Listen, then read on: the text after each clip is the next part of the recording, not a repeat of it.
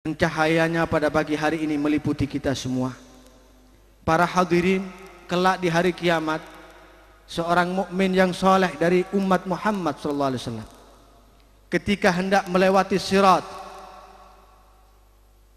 seluruh makhluk Allah memuliakan umat Muhammad, termasuk surga dan neraka. Sehingga ketika seorang mukmin akan melewati sirat, neraka berkata, "Idza aradal mu'minu ayyajuza 'ala sirat, nadatin naru ya mu'min juz, faqad ahraqani nuruk." Wa fi riwayah faqad atfa'a nuruka lahabi. Wahai orang mukmin, segera kamu cepat lewati sirat ini karena cahayamu membakarku. Api terbakar oleh cahaya seorang mukmin dari umat Muhammad SAW.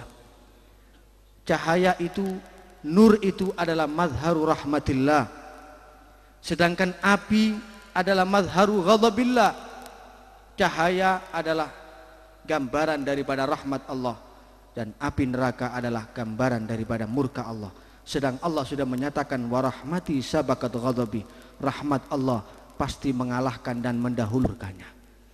Ma'asyiral ikhwan rahimakumullah,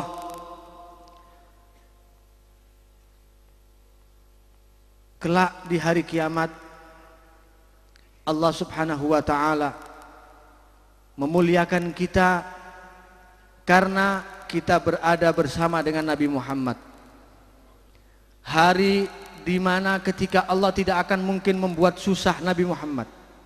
Yauma la yukhzillahun nabiyya walladzina amanu ma'ahu nuruhum yas'a baina aydihim wa bi aymanihim yaquluna rabbana atmim lana nurana waghfir lana innaka ala kulli syai'in qadir.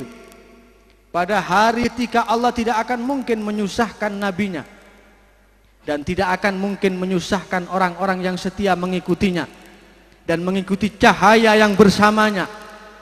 Mereka diliputi dengan cahaya di seluruh tubuh mereka, di sekitar anggota badan mereka penuh dengan cahaya yang menyala.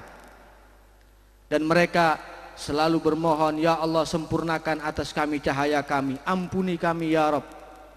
Hari itu adalah hari yang dimana Nabi SAW memperjuangkan kita umatnya.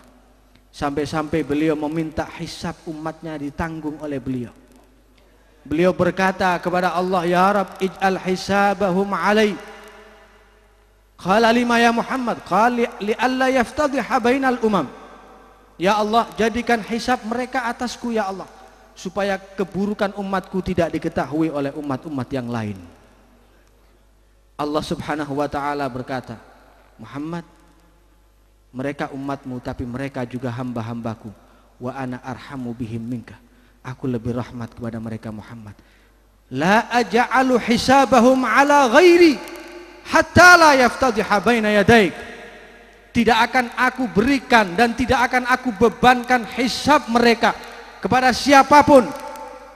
Akan aku tutup dan aku tanggung, kata Allah, supaya engkau pun tidak mengetahui keburukan-keburukan umatmu. Alhamdulillah, karena itu para hadirin, kita berkumpul di majelis ini dilandasi dengan tali mahabbah yang kuat kepada Rasulullah. Mari perkuat silah kita, wuslah kita dengan Habibina Muhammad sallallahu alaihi wasallam. Bukankah kita telah diambil janji kita oleh Allah? Dulu kita tidak sadar bahwa kita pernah bertemu di tempat lembah Mu'arraf di dekat Arafah, ketika Allah mengumpulkan arwah seluruh makhluk termasuk arwah kita. Wa idh akhadha rabbuka min bani adama min zuhurihim dzurriyyatahum wa ashhadahum ala anfusihim alastu birabbikum qalu bala syahidna an taqulu yaumal qiyamati inna kunna an hadza ghafilin. Pada hari itu Allah mengumpulkan seluruh arwah Bani Adam. Kemudian Allah mengambil kesaksian atas mereka. Allah membaiat mereka dan berkata, alastu birabbikum, bukankah aku Tuhan kalian? Mereka berkata, benar ya Allah, kami akui Engkau adalah Tuhan kami. Dan kita termasuk orang-orang yang telah menyatakan kesaksian itu. Jagalah janji kita, ikrar kita kepada Allah dengan benar-benar bersungguh-sungguh kepada Allah Subhanahu wa taala. Lihat bagaimana orang-orang ahlul wafa bil ahd, rijalun sadaqu ma ahadullah alaih, termasuk Al-Habibul Imam Abu Bakar bin Muhammad As-Segaf. Di dalam kelompok yang disebutkan ini, rijalun sadaqu ma ahadullah alaih. Konon di zaman Rasulullah sallallahu alaihi wasallam ada seorang sahabat yang masyhur disebut dengan Dzulbijadain. Contoh seorang yang bersungguh-sungguh kepada Allah, memegang janjinya dengan teguh. Dia dulu orang yang hidup dalam kecukupan. Suatu saat hatinya terpaut dengan Rasulullah. Dia masuk Islam dan dia ingin menyusul hijrah bersama Nabi ke Al-Madinatul Munawwarah. Di saat mau hijrah, karena memang dia hidup di kalangan kaum musyrikin yang ada di sekitarnya, orang-orang musyrik itu mencegahnya untuk hijrah. Mereka mencegahnya dengan segala cara. Dzulbijadain melawan terus sampai akhirnya dia dapat lolos dari cegahan orang-orang musyrikin. Ketika dia sudah berangkat untuk berhijrah, di tengah jalan dia dicegah oleh seorang musyrik yang berusaha untuk mengembalikan Dzulbijadain ini ke tempatnya lagi, ke kampung halamannya. Dzulbijadain tidak mau, karena hatinya sudah terpaut dengan Rasulullah. Sekuat tenaga dia melawan, sampai akhirnya dia bilang, tolong jangan halangi aku berikan seluruh hartaku untukmu asal kamu tidak menghalangi jalanku. Biarkan aku bertemu dengan Rasulullah SAW. Maka diterimalah tawaran itu. Diambil seluruh harta Dzulbijadain, tidak disisakan kecuali 2 pakaian kumal untuknya. Karena itulah dia disebut Dzulbijadain, 2 pakaian kumal.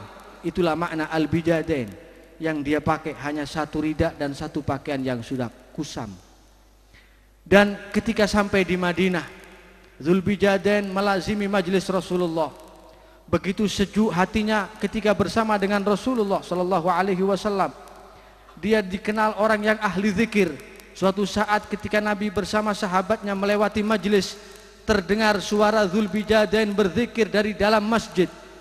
Sebagian sahabat berkata, ya Rasulullah, mungkin dia riya, mungkin dia ingin dilihat orang, mungkin dia ingin didengar. Nabi menjawab, qala la walakinnahu awwah. Tidak, tapi Dzulbijadain adalah orang yang memang benar-benar kembali kepada Allah Subhanahu wa taala. Sampai akhirnya pada peperangan Khaybar, Dzulbijadain wafat ketika berjihad bersama Rasulullah SAW. Ketika itu kubarus sahabah, orang-orang yang besar dari kalangan sahabat, ikut menggali makam Dzulbijadain, dan Rasul pun tidak ketinggalan ikut menyolati Dzulbijadain, kemudian memakamkannya, bahkan meratakan tanah untuknya. Dan lihat doa Rasulullah untuk Dzulbijadain. Rasul berdoa, Allahumma rda anhu fa inni amsaitu anhu radin. Ya Allah, ridai Dzulbijadain karena aku ridho kepadanya.